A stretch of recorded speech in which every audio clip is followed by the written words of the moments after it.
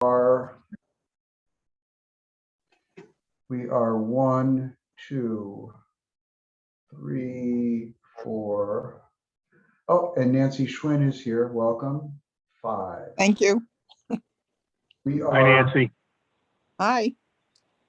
We are at least 1, probably 2 shy of a quorum. So we will hold off on approving the minutes from the June meeting. And don't know if we're out of order with the agenda or not, but Marcus Smith from CHFA has to leave early, and he's got a presentation and a brief report for us on the individual home purchase and refinance programs. Colette will be joining later, and she'll give us an update on the park purchase program, but we're going to do Marcus first, and then we'll move on to enforcement with Pamela and Janita, and legal with Cynthia, and then resume our discussion. Again, my apologies. I think I noticed you all. I have a commitment at 11 that can't be moved, and I was negligent in not noting that we were rescheduled for 10:30 rather than 10, or scheduled for 10:30, unlike our normal meetings. So heads up, December is also 10:30. So Marcus, it's all yours. Great, thanks everybody. So I'm going to share my screen real quick so I can get the slide deck up for you. Okay, so we see your screen. Great. So just to recap, I think just to jump right in because I know time's tight. Here are the quick numbers and where we're at. The last time I updated you on the website traffic from the day that we launched the program in April up to that date of the meeting. So basically taking us from the last meeting to this week, you can see to the left of this bar chart, or this bar chart, this graph, the line graph, it's pretty quiet over the summer. And so I'll get into a few of the action items that we took over the last few weeks or so. But starting in August, we started running ads in the day in the London area, Southeast Connecticut. That's a higher concentration of parks. So we figured, if that's probably one way to get a bunch of folks aware of the programs that are out there. So we started running some ads in the Friday real estate section of the day. So those will be running through October. We'll probably extend that out, but we wanted to kind of get our feet wet with something short term, just to make sure that there was a return on the investment. I think there was, just because you can see to the right side of that line chart, that line graph, after the day ad campaign launched, we did see some pickup on the website. So just people visiting, and these are new users, right? So that means that these are new folks jumping on. People can come back and this is if they come back and reread the website, that's a different metric. So this is really just kind of telling us new folks coming to the website, which is good to see that the volumes picked up after we started advertising in the day, which kind of gives us a sense of like, what are some other, and we're kind of looking around the state, what are some other kind of larger newspapers that cover regions that have higher higher numbers of parks in those communities in that newspaper's reach that we might be able to advertise by. So we're taking a look at that as well. So if you look to the lower left part of the slide here at the bar chart, just giving you a quick rundown of the applications that we've received so far, and broken down by stage of the application process. And then the different colors are the purchase program is in blue, and then the refinance program is in orange. And you can see, I won't read it to you, but a number of applications are still in process. So we'll see, hopefully, that they'll be approved and we'll be able to close them. I think it was a little bit of a lag in people becoming aware of the program, but then also just kind of trusting that the program's there, and then also qualifying. I know that's a major issue that we're hearing feedback on. And so you can see on the lower right hand quadrant of the slide deck, the main reasons for denials that we're hearing so far. On the purchase program, debt to income, which is not unusual. I mean, any type of mortgage program, usually the biggest reason why somebody might not qualify for any number of different types of mortgage programs is usually that the debt to income isn't there. They just either have too much debt or they don't have enough income to support to support the loan, and also poor credit. So that's also pretty common that we're seeing. And then the refinance side, one of the criteria, one of the eligibility criteria is that you have to have owned your home for at least a year. And so we're seeing folks come in to apply for a refinance and they haven't quite hit that 1 year mark. So anyway, they can come back to us when they do hit the 1 year mark, and they're otherwise we might be eligible, but that's the most common reason for the denial at this point. And so just to remind you that this is what I presented to you way back in March. These are the kind of the different phases of the marketing campaign that we see rolling out. And you can see so that one on the top, the direct mail to current park residents, that went out in April, hitting over 8,000 park owners, mobile manufactured home owners, and parks across the state. And so what we're kind of in right now is that, you know, I guess the east and the south, right? If you're looking at it as a compass, or the 3 o'clock and the 6 o'clock. So we are, we've worked with Nancy Palmisano to get some blurbs in her newsletter that's gone out periodically. And I mentioned that we're putting ads in local newspapers, and we're exploring ideas of how to there seemed like there would be maybe a moment where we could actually do some in-person events this fall. I know the Lobster Fest is coming up. We also talked to a number of different park owners who have events coming up that they were excited that we might be able to participate in. Some of those have been rescheduled or canceled. Then we're also hearing feedback from folks that they're a little hesitant to do in-person things. So we're trying to figure out what's the best move forward here, and maybe that's something when I at the end of my presentation we can talk about. It's one of the questions I might have is what are you hearing from your perspectives as like the sentiment or the enthusiasm for doing in-person things versus just figuring out what to do virtually, given the Delta variant and whatnot. So just in a recap, the phase 1 marketing campaign included launching a web page on our website. That mailer went out, and we've also rolled out a new brochure, which I think we're just getting back from the printer this week. So we'll be able to send those out to you. So if you're a park owner and you'd like to have brochures that you could, if you have like a display or something in your community space, we'd be happy to send out things. Or if you're attending an event and you'd like to have something there, we're absolutely able to send you a batch of brochures. But so just a quick look of the new look that we presented on that new brochure. Kind of like bringing it to life a little bit. It's a trifold. I think before we just had like this one pager. This is has a little more pop to it, a little more appealing to the eye. And then we're also featuring both the refinance and the purchase program within this brochure. And then a QR code on that far right panel there. So folks who have a cell phone or a smartphone, they could very easily kind of scan that code, and it'll take them right to the web page where they can learn more and download the pre-application. Hey, Marcus? Yes. Do you have the ability to send us some of those trifolds? Yeah, absolutely. That's Mark. Yeah, I think I have your email address. So we'll connect after, and I can get your contact information, and we'll send out. We can send something out to you. Absolutely. Yeah, it'd be great. Yeah. So this is my last slide. So yep. Sorry, did you have another question? Marcus, this is Dave Delory. Have you guys had contact with or any? Can you tell how much response you might have had with anybody from Sun Communities? Sun Communities. Is that Rivermead? Is that? I'm sorry. What was it called? There's a whole bunch of them. No, it's not Yeah. Rivermead. Okay. I think we have reached out to Sun Communities. I think we were playing phone tag with them for much of August. So I'd have to check with my project manager to see exactly what the communication has been with Sun.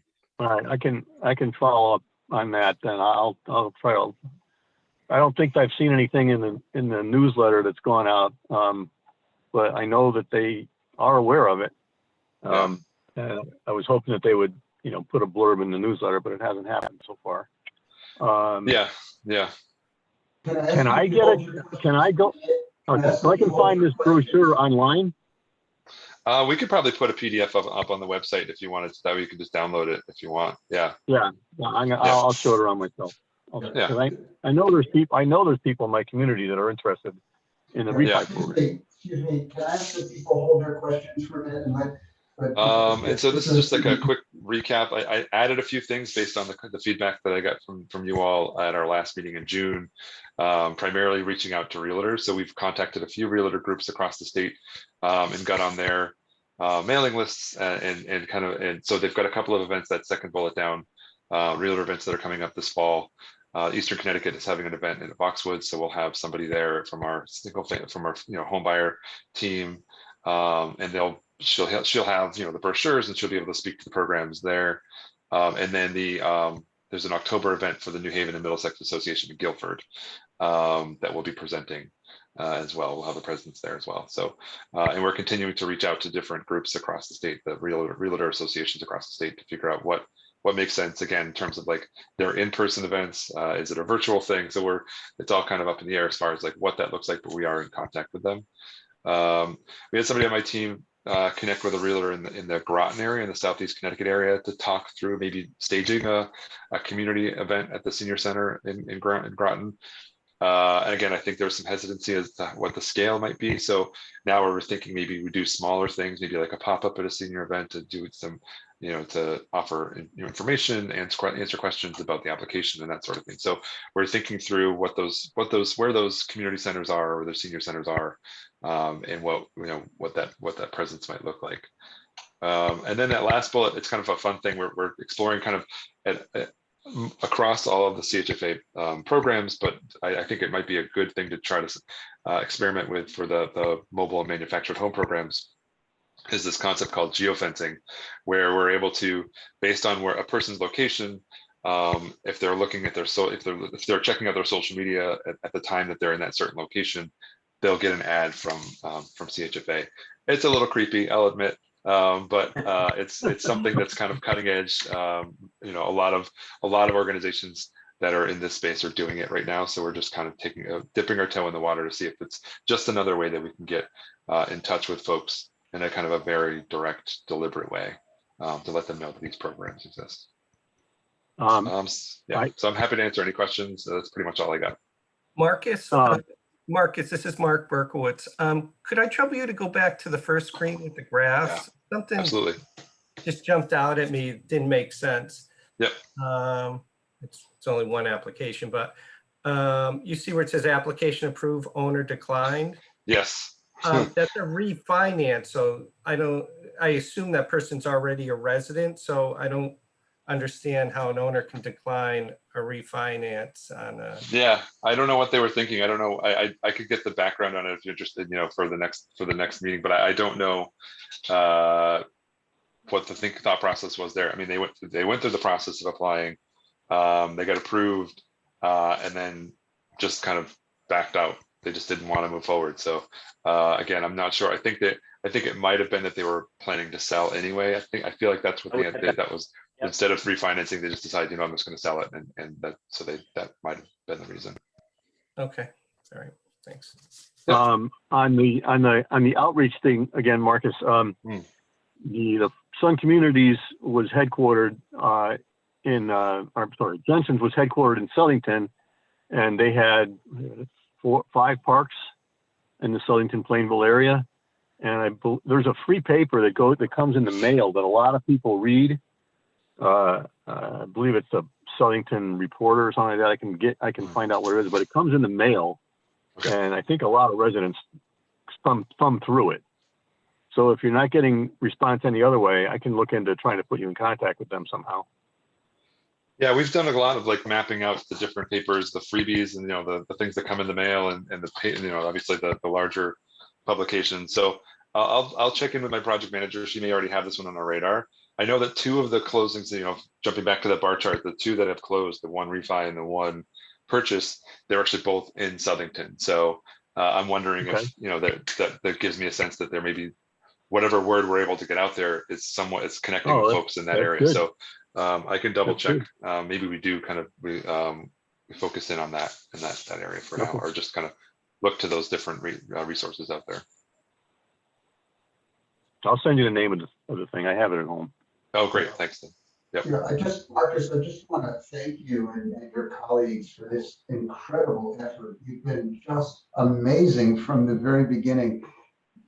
Very comprehensive planning and a wonderful product, which makes me all the more at a loss to explain the slow take up here. You're practically giving money away, and people, I mean, seriously, you're reducing people's interest rates by, 700-800%, and you think they'd be banging down your door. So Yeah. and Yeah. I think No, I your appreciate plan is a marvelous one. It's just it's not working yet. No, I appreciate the positive feedback there, Bennett. I think the one thing that we are hearing, and it's somewhat anecdotal, I don't have anything quantitative necessarily, but I think it's the nature of the beast, right? That so that these, the way that we've underwritten, the way that we've designed the refinance program, for example, there has to be an 80% loan to value. So when it has to be appraised, so the home has to be appraised at that Right. level. And you guys know, I mean, some of these homes depreciate pretty fast. So if you've been in the home for 5+ years, you might be underwater, or the mortgage might be upside down a little bit. So you might not necessarily get the appraisal back that you need to move forward. So we're looking at that. We're trying to see if there's another way we can get creative in the terms, in the way that we've designed the programs. But it's tricky. And then we're also, again, anecdotally, but on the purchase side, we're hearing that a lot of folks just pay cash. They don't necessarily need a purchase loan program to get into a mobile manufactured home. So I don't know. Again, I don't know. You guys know more about this world than I do. But that's another thing that we've kind of we're grappling with is how do you compete with somebody who has cash? And again, that's kind of across the board. I mean, a lot of homes that are being purchased right now are being purchased with cash. So there's not a whole lot we can do, even with a low interest rate and favorable terms. So yeah, I think we're keeping an eye on that, and we're definitely open to exploring getting a little more creative in the way that we've designed these programs so that we can attract stronger interest. Great. I see that Nancy was able to get on. We have two Jennifers here, one of whom is Nancy, and Colette is joining us as well. So welcome both.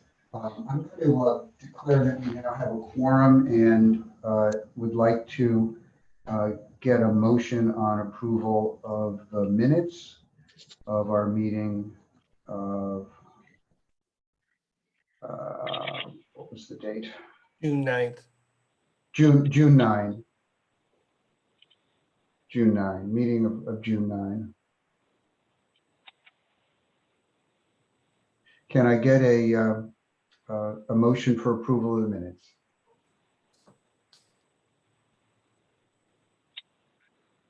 Don't be bashful, anybody. I'll make a motion, Bennett. This is Marcia Stum. Thank you, and a second, please. Who seconded? Who's Please? that second?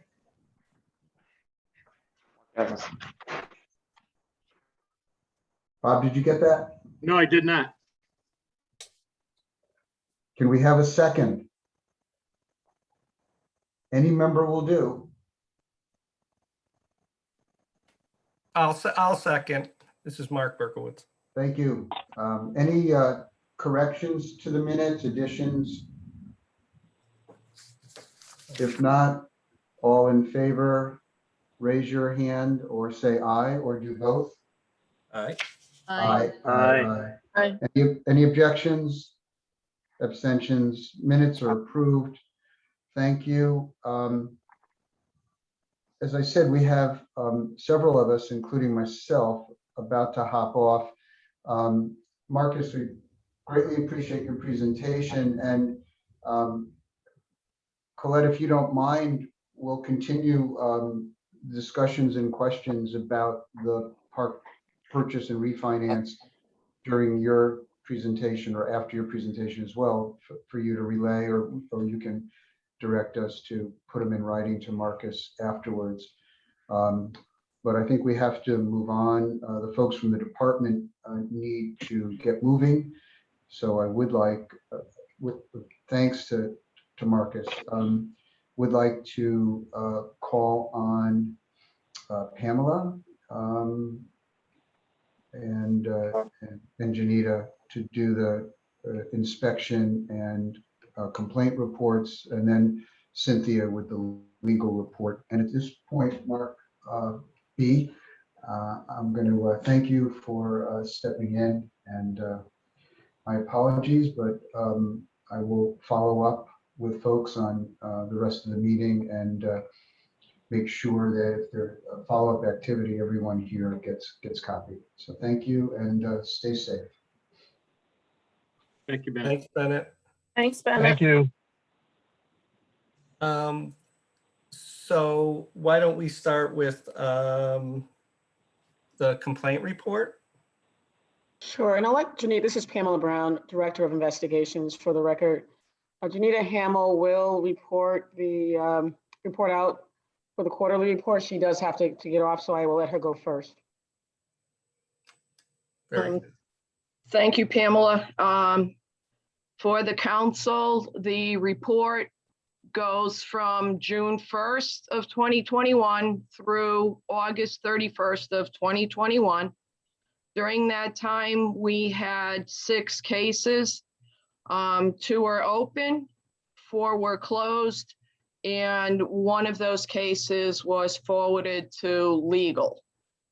And again, the IT department is working on finding a way to create a cumulative report, because as it stands now, not just for your council, for all the boards, the reports will only report out that specific time frame from the day after the last meeting you had until the next end of the month before your next meeting. So this is for June through August. It does not go backwards in time to give a cumulative report. They are working on it, but that's all I know. Okay. Okay.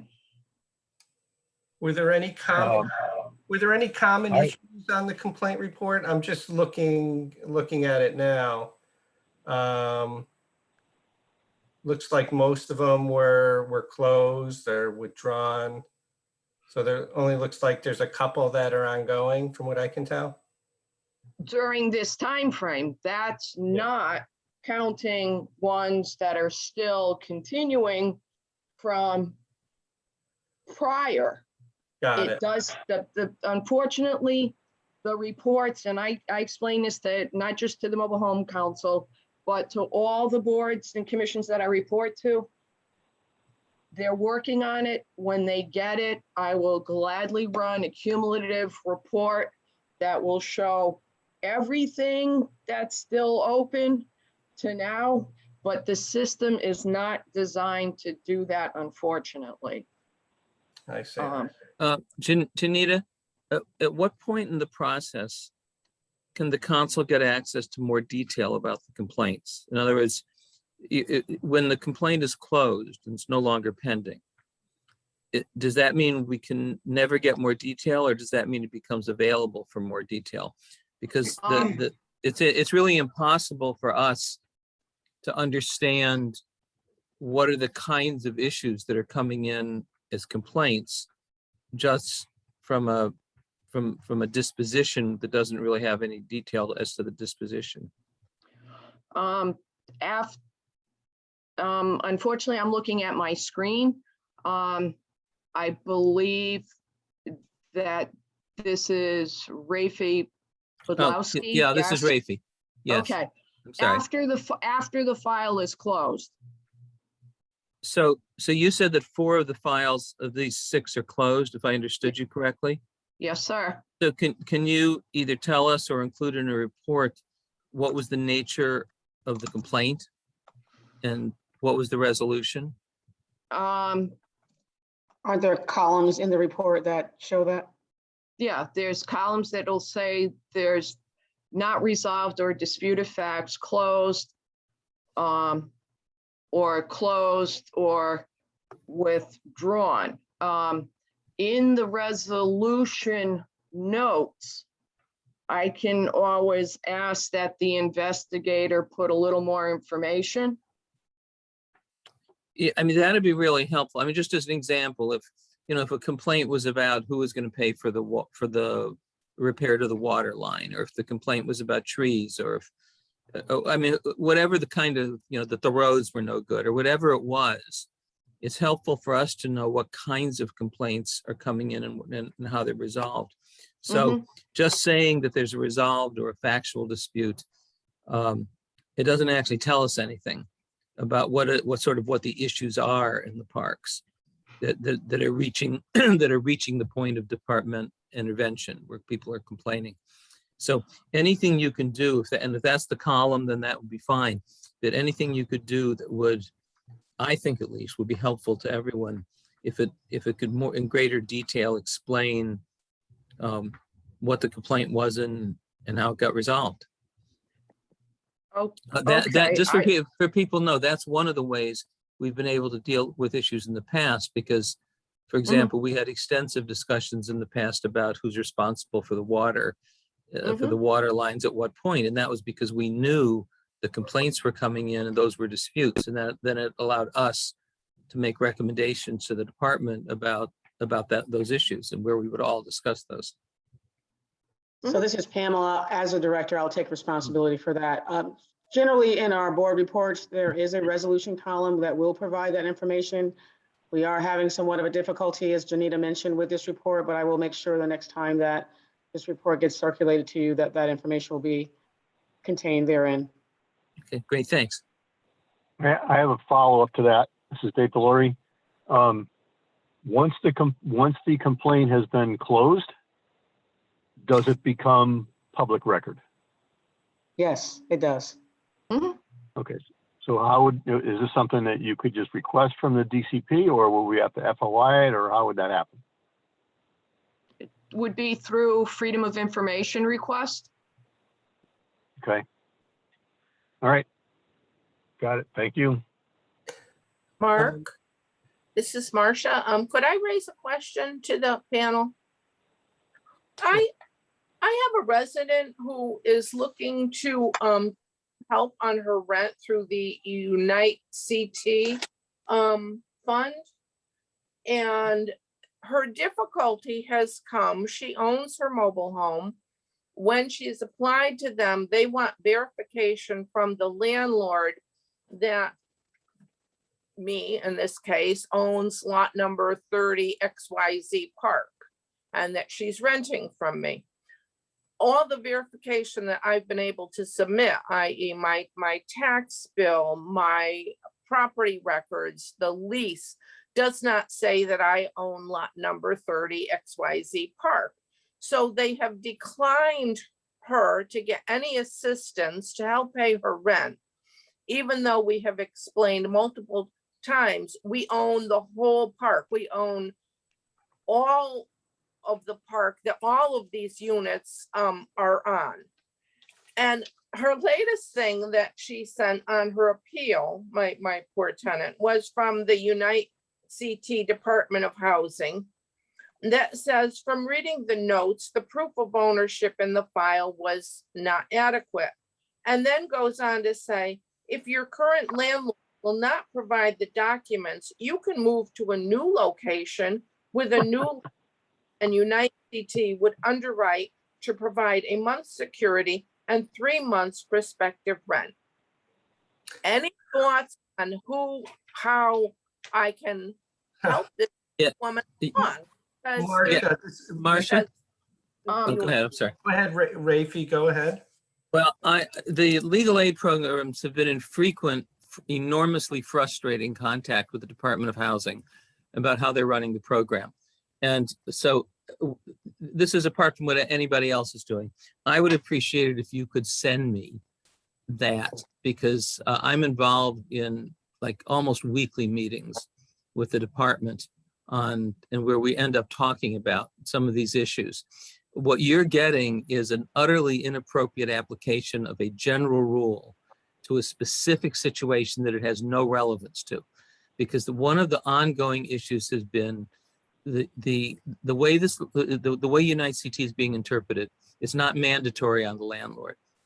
So a landlord can prevent the tenant from getting rental assistance to pay the back rent if the landlord says, I don't want to take the money, I won't take it. The landlord doesn't have to have any reason for that. They just say, I don't want it. I don't want government money, whatever they want to say. And as a result, that becoming a pretty serious problem for tenants who have big arrearages. The solution has been to say, well, you could use the program to move somewhere else. You won't get as much money. You're not going to get $5,000 of arrearage covered or $10,000 of arrearage, but we'll give you 3 months to try and get, so you can help get a new landlord.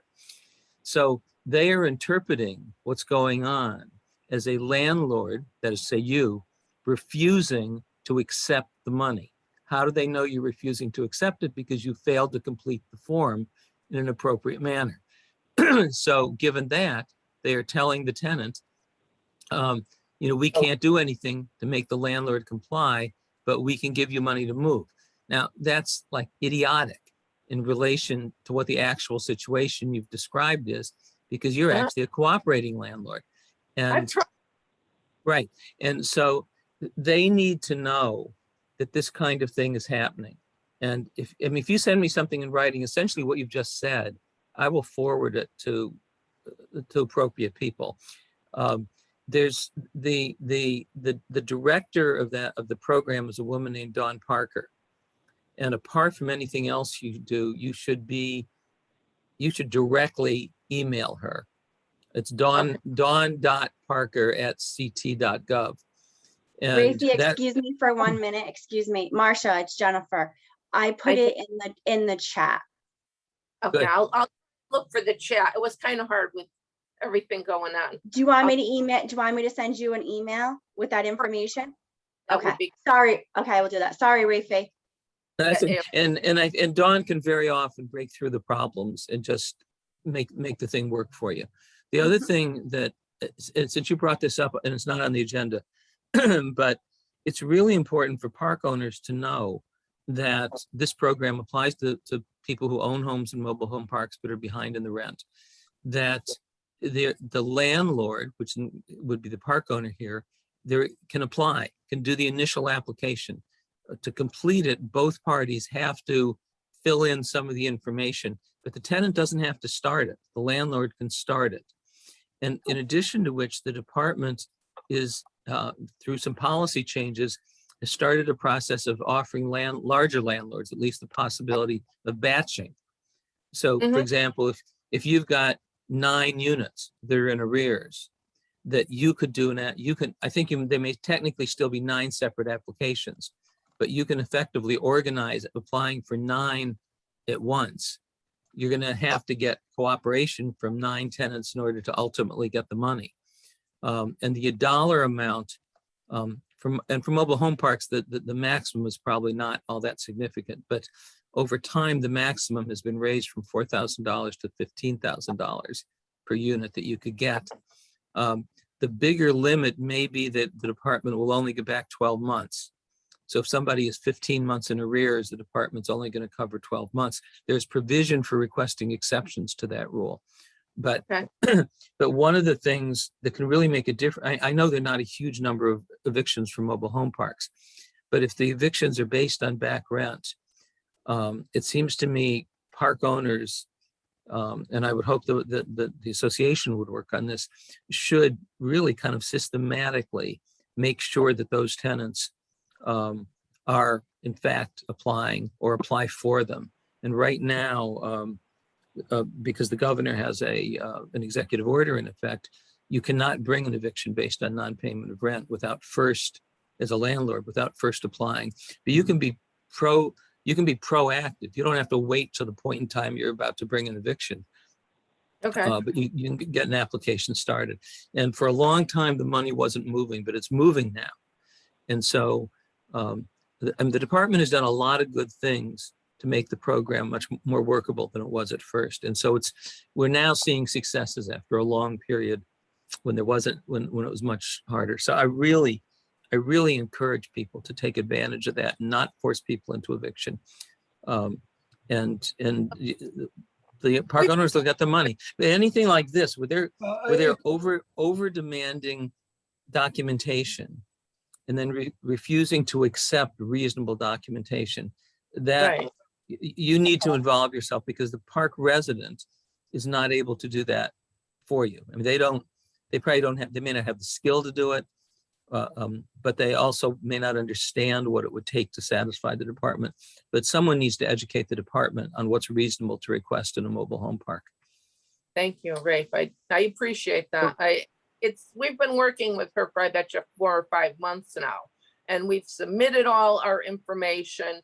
And then when it started coming back that this was not reasonable, I mean, we've thought of everything we could possibly think of, but there's nothing specific to a lot number. It's the whole property, and they just don't get that concept. They would not accept. They would not accept your documentation of owning the whole park is adequately proving the lot number. No. Marcia, you have a lease with this lady? Yes. Yes. I already So gave does it identify? Is the parcel identified in the lease? Yes. And they wouldn't accept that? No, they wouldn't accept that because it doesn't show that I own lot number 30. Okay, this is probably superfluous, but when you talk to this Dawn Parker person, maybe you can get the tax assessor in the whatever municipality you're working in to write a letter saying that yes, whatever your corporation is, does own all of the land at that location, including the parcel that your tenant resides on. Just something you could put in the file that might rattle a cage or something. This is Mark. I would suggest I wouldn't make it that complicated, because I don't think it should be or needs to be, or because I can tell you that I went through the same process as you, Marcia, and it took, I don't know, 5 months or so. And not once did they ask me for proof of ownership of that lot. They asked me for a lease. So something's going on where their guidelines, it's not uniformly Right. practice across the board. So I think, it gets to the point, and Rafi, I understand what you're saying as far as, don't just automatically evict your tenants, but you need to have the cooperation of the tenant in order to get this filled out, because there's a number of questions they send to the tenant and a number of questions they send to the landlord. We can start the process and get it rolling, but they're going to ask for information from the tenant that they may or may not have, or may fill out or may not fill out. So, there's only so much that we can do, but like you said, Rafi, in order to start an eviction process now, you have to go through the process of trying to get money through, I think it's a 30-day period. Is that right, Rafi? They have 30 days to start the application with this rent relief organization, but I certainly feel your pain.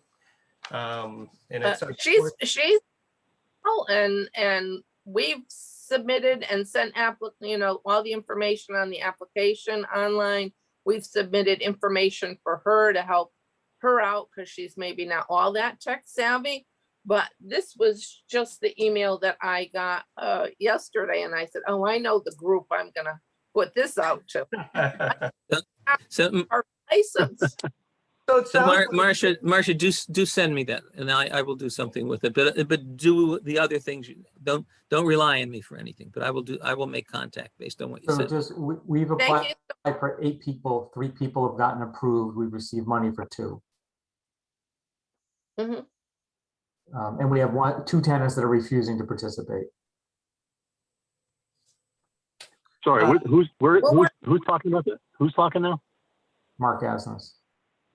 Okay, thank you.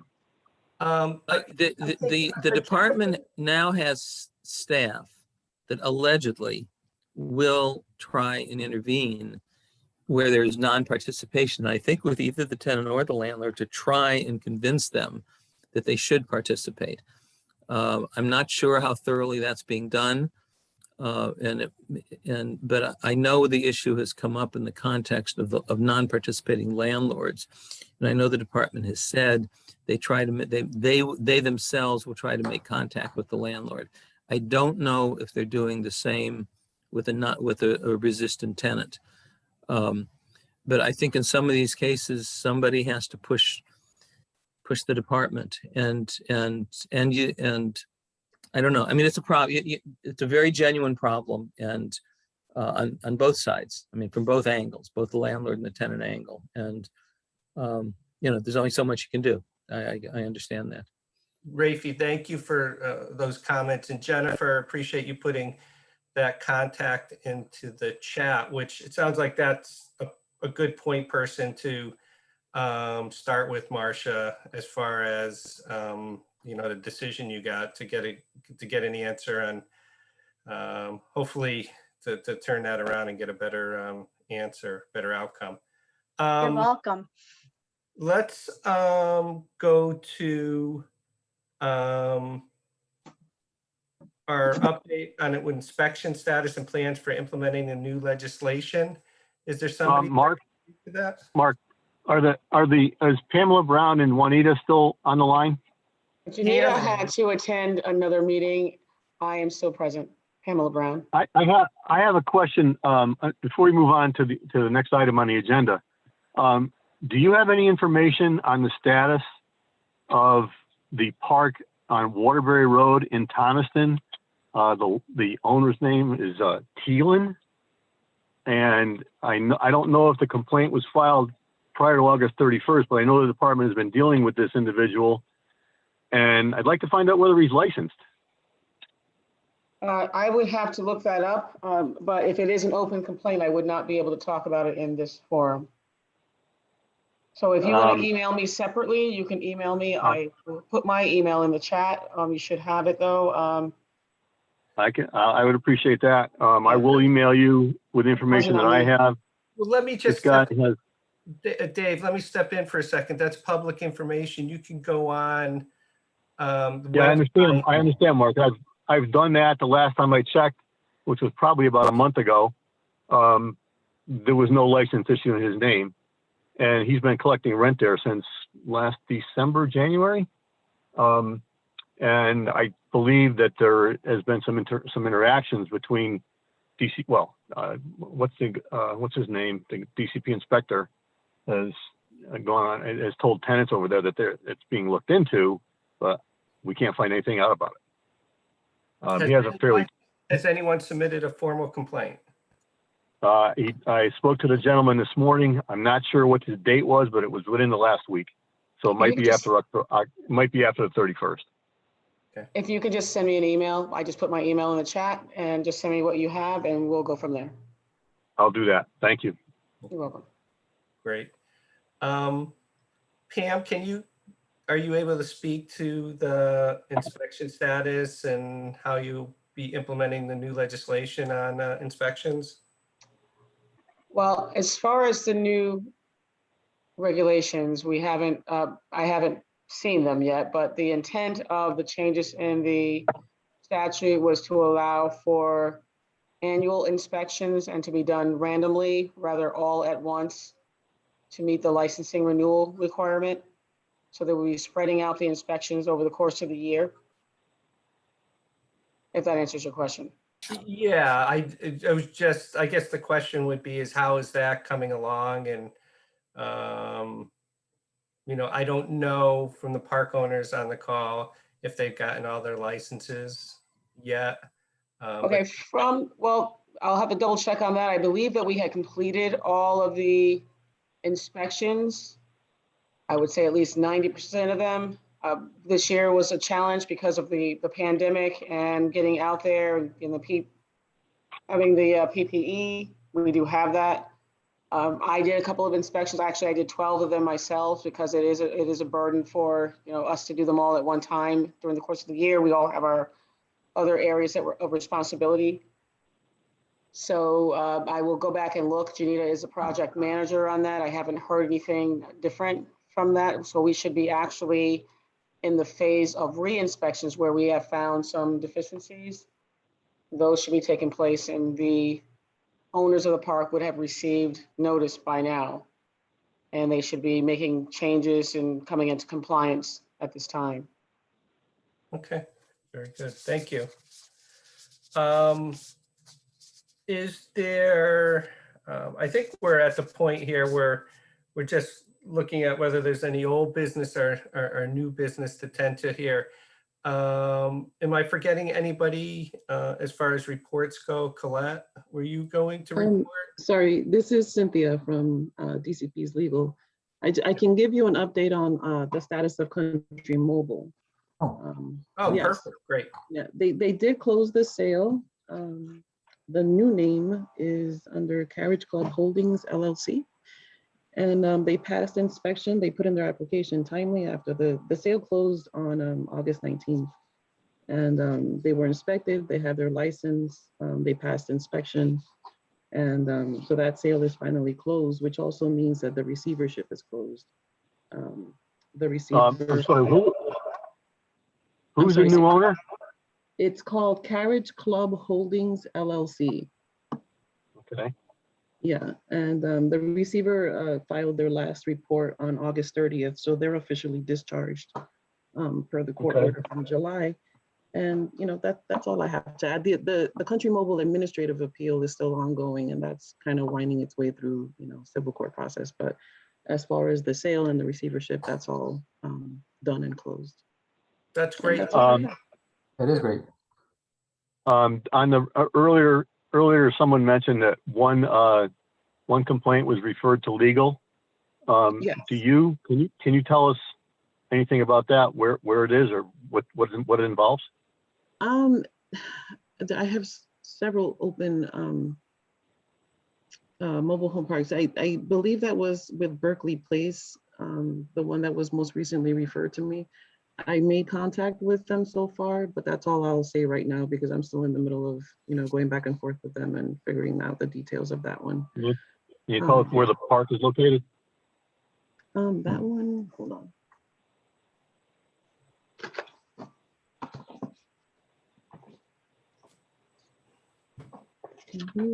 That one, East Windsor. Okay. Yeah. Thank you. Sure. And yeah, but that's all I have. I appreciate that, Cynthia. That kind of brings us, full circle. Full circle, yeah. Yeah. So it's been a while, so it's nice to, have finally completed that one. So yep. Thank you. Sure. Is there any other reports from anybody online? Yeah, Mark, this is Colette. I can just give a quick update on the park purchase program. So we received your comments and just so you guys kind of know the steps that that we're taking. So we received your comments and then I provide my initial feedback assessment on each of the comments and I have to work with our executive team so that there's consensus that we're in agreement with our responses. So I'm in the middle of that process. To be honest, the reason it takes a little bit of time is because I'm working with the senior team and their calendars are very difficult to navigate. But we're working through that process and I'm meeting with the respective teams. So we're moving through. I don't foresee it taking, an extended period of time. It's mostly just, again, getting those meetings on the calendar. So that's what I have for now. I think your comments, it seems like we're getting closer, not only with, what you were hoping to get out of the program, but as far as what our responses will be. So I'm hoping that this won't be much longer and we can get an updated program out there, but I'll keep folks updated. And I know Bennett was going to reach out to me anyway, so I'll continue to keep him updated on the progress as well. Thanks, Colette. Appreciate it. Yeah, sure. Anyone else? Is there any old or new business anyone would like to bring up before we close out the meeting? All right. Well, with that, I would look for a motion to adjourn the meeting. So moved. Awesome. All right. Agreed. Excellent. Well, everyone. I'm sorry, who's first and second? I apologize. Dave Delory. And who was second? Colette Slover. Thanks, Colette. Thank you. Thank you. Well, thanks, everybody. And, everyone continue to be safe and hopefully our next meeting we can meet in person. That would be nice. Just a quick question. Where is the state regarding to meeting in person? Is there a time frame when the state will be going back to the office? Mark, I don't have an update on that right now. The answer is I don't know. Okay. All right. Well, let's hope we get there fairly soon. Thanks everyone for sending me the link to the meeting. You're welcome. So thanks very much. All right. Everyone be well. You're welcome. Bye-bye. Have a good day. Bye. Bye. Thank you. Bye.